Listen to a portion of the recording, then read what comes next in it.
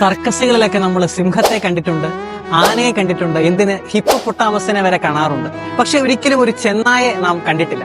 ചെന്നായ് എന്ന മൃഗത്തിന് ഒത്തിരിയേറെ പ്രത്യേകതകളുണ്ട്. ജീവിതകാലം മുഴുവനും അതിന് ഒരൊറ്റ ഇണ മാത്രമേ ഉള്ളൂ. തന്റെ ഇണയുടെ മരണശേഷം 3 മാസം വരെ തന്റെ ഇണയോടുള്ള സ്നേഹത്തെ പ്രതി അത് കരയുന്നു. മൃഗങ്ങളിൽ ചെന്നായ്ക്ക് മറ്റൊരു വിശേഷണം കൂടി നൽകുന്നുണ്ട്.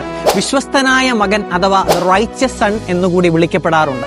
കാരണം ചെന്നായി മാത്രമാണ് തന്റെ അപ്പനെയും അമ്മയും അവരുടെ വാർദ്ധക്യത്തിൽ സംരക്ഷിക്കുന്നത്. പ്രായമായി ജരാനരകൾ ബാധിക്കുന്ന ചെന്നായ്ക്കൾക്ക് മക്കൾ പോയി വേട്ടയാടി തന്റെ അപ്പനും അമ്മയ്ക്കും ഭക്ഷണം കൊണ്ടു കൊടുക്കുന്നു.